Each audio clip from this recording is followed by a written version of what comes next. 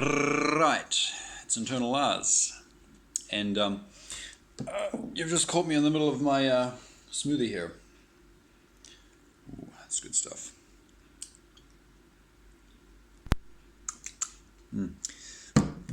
Now there is an existential dilemma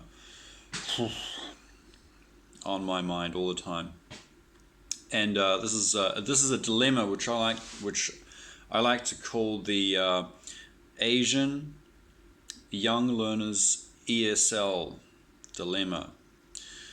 And it is a real existential question, not just for me but for people out there. And I would like to pose this question because this is something that goes through my mind, and I wonder whether or not there is even any point in teaching under 2.5-year-old kids.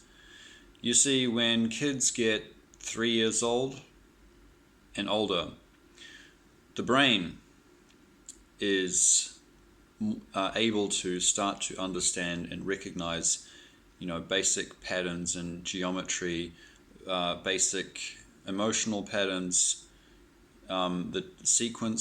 basic sequences.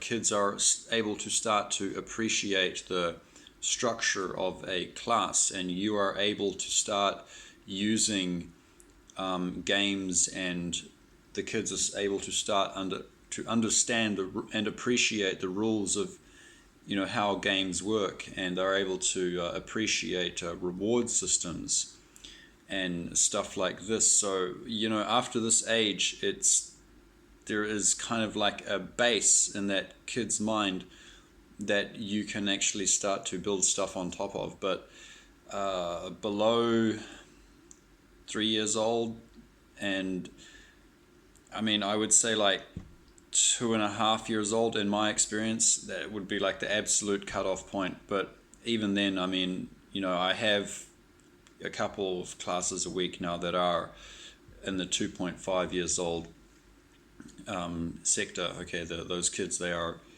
2.5 years old, and some are even younger than that. And I just find that this age group is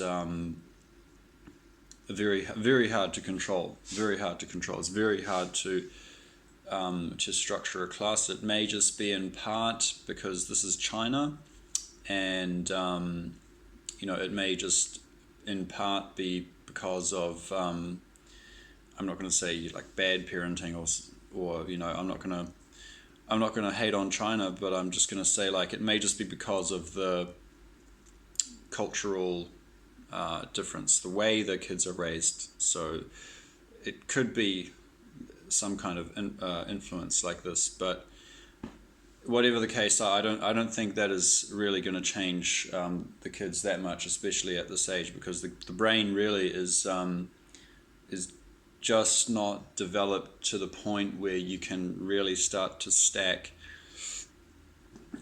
things onto it in the way that you really need, in the most fundamental basic way that you need to be able to in order to run a class. So I want to put this question out there as a very, very important question. And I know that in Asia, in China especially, the parents are just so, I see the look on those parents' faces, and they are willing to do whatever it takes to get just even this further ahead of the competition. And that's really the reason why we have these right down at 2 years old group classes, because even though the parents know, and I can see that a lot of the parents know that it's almost a waste of money, but they're willing to throw money, resources, time.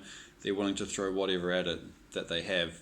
If they have the money and the time, they will do it, because if you understand what Asia is like, then you understand how cutthroat this business environment is, everything. So they are really willing to do whatever it takes, even if there's a very small chance of success.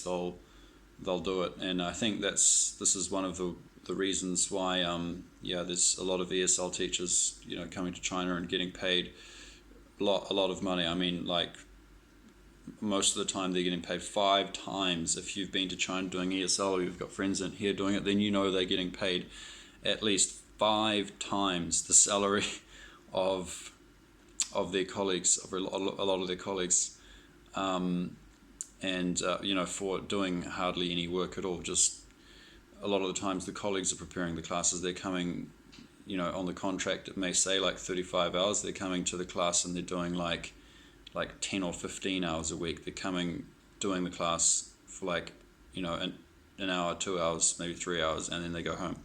And then they're getting paid 10,000, 15,000, maybe 20,000 RMB per month. Do the math. That's a lot of money for a very small amount of work. And I mean, yeah, I guess I'm happy. Can't complain. I mean, this is not all I do. I don't only do this low age group, but I'm also doing some primary school, middle school, and some high school as well. I mean, it's just a little bit more intellectually stimulating. It puts more pressure on me to, learn the grammar correctly and drill the grammar in correctly. I mean, a lot of time, even as 32-year-olds, we don't know the English grammar that well. So when I'm doing this, it puts pressure on me to study my grammar correctly and go online, do more research, keep studying English as well as learning Chinese. So anyway, I just want to get some good feedback on this. Please leave some comments below so I can put this through my brain and really work this out. This is a big existential question that goes through my mind. I'm happy about being in Asia. I love living in China. But yeah, leave me some comments, guys. Thanks. Peace. Internal Lars.